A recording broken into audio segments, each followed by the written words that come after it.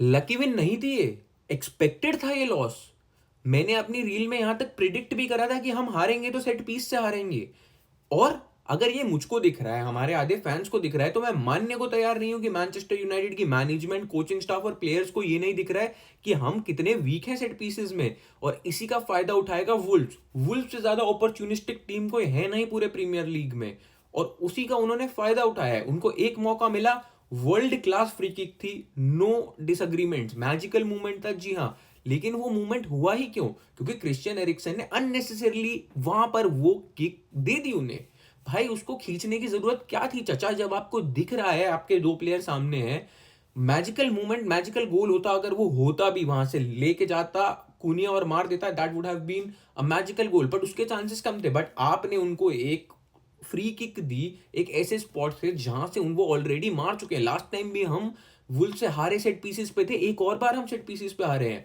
Wolf का transitional play इतना ज्यादा बढ़िया है, हमने उसको काउंटर कर लिया। यहां तक थी फ्रेडिक्सन हमारा नया डेब्यू था, what a baller to be honest, और इतना बढ़िया खेला वो। हमने मिडफील्ड में ये गेम कहीं ना कहीं लूज करा था बहुत बार, लेकिन we were still managing it out for a draw. एक पॉइंट आ रहा था, पर चचा को चुल हुई, चचा ने खींच दिया भाई उसे, एरिक्सन चचा। और यही मैंने न्यू कासल गेम के बाद भी कहा था कि Eriksen and Lindelof shouldn't start for Man United again. पर वही यार, फिर से एरिक्सन एक बार स्टार्ट कर रहा है, सेम उसी। आप कोई उसको ब्लेम नहीं करेगा, बट एरिक्सन की गलती थी यार ये, कि उसको वो वहां पर फ्री किक कंसीड करनी ही नहीं चाहिए थी, और आपने वो फ्री किक कंसीड कर दी। उसके बाद वो free kick, oh my God, magical free kick थी भाई वो सराबिया की। एंड फिर क्या ही कर सकते हैं, उनाना भाई एक तो टाइटैनिक की तरह कूदा है यूं करके, और कुछ हुआ भी नहीं यार उसका। मतलब पीक ओनाना मूवमेंट है कि इतना बढ़िया आप कूदे हो स्लो मोशन में और बॉल फिर भी आप टच तक नहीं कर पाए। But at the same time सराबिया की फ्री किक की तारीफ ही करनी पड़ेगी।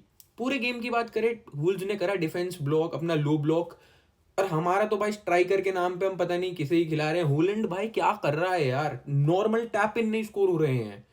माउंट ने एक दो चांसेस मिस कर दिए, गारनाचो ने इतने चांसेस क्रिएट करे भाई, और उसके बाद लोग कहेंगे नहीं होलैंड को इतने चांसेस, कितने चांसेस क्रिएट करेंगे होलैंड के लिए, कितने चांसेस क्रिएट करें?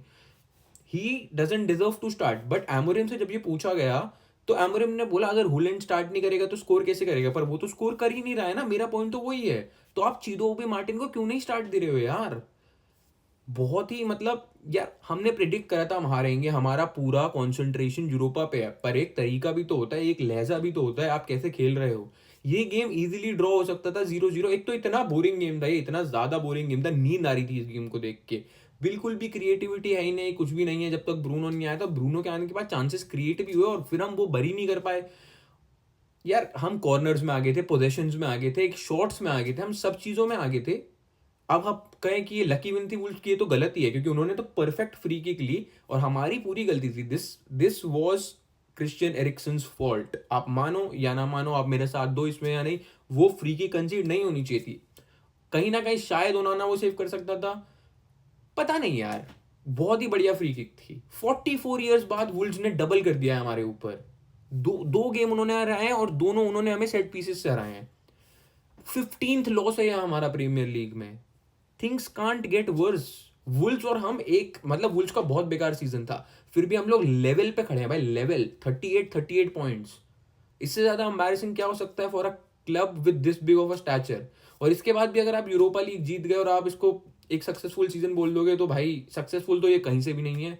बट अगर आप यूरोपा लीग भी नहीं जीते, this will go down in the history books as the worst season for Manchester United. अब लोग कह रहे हैं रेलीगेट ही हो जाओ इससे बढ़िया, तो रेलीगेट ऐसे थोड़ी होता है यार। This is too big of a club to be relegated. और ऊपर से होजे सा कंकशन हो गया था भाई उसे। बेंटले उनका सेकंड कीपर खेला, वो भी बढ़िया परफॉर्म कर गया। एक हमारी ही टीम है जिसको जो मर्जी हमारी फर्स्ट टीम के लिए, सेकंड टीम के लिए, थर्ड टीम के लिए सेम ही परफॉर्म करती है। एमोरिम की गलती, हाँ मैं कहूंगा भाई एरिक्सन को स्टार्ट कराने की कोई जरूरत नहीं थी इस गेम में। माउंट को स्टार्ट करा देते ना आप शुरू से, क्यों कराना था आपको एरिक्सन को स्टार्ट? कहीं ना कहीं कुछ चीजें तो नहीं बैठ रही हैं, क्योंकि जो बात फैंस भी देख पा रहे हैं, इन जनरल जो फुटबॉल देखते हैं ना वो भी देख पा रहे हैं। और अगर आप as a coaching staff, as a staff, आप एज अ मैनेजमेंट, प्लेयर्स नहीं देख पा रहे हैं उस बात को, तो कहीं ना कुछ तो बहुत बड़े लेवल पे गड़बड़ चल रही है। Hopefully we can recover from this and come back stronger, और हम यूरोपा में बिलबाओ को हरा पाए। बट वो गेम अगेन भाई, That will be a tough game, to be honest. But in United, we believe. In Amorim, we trust. We'll be back, hopefully. And tough game, tough loss, but kind of expected. तो इतना बुरा भी नहीं लग रहा है. But the way we played, बुरा लग रहा है. इसी के साथ फॉलो कर लो यार. We are trying to build a Man United community here and let's go. आप लोग सब्सक्राइब करो, फॉलो करो इंस्टाग्राम पे. ऊपर यहाँ पे लेफ्ट साइड में मेरी आईडी है. And we will make more and more videos now. बहुत रेगुलर होने वाला हूँ मैं यूट्यूब पे. So let's start a good community.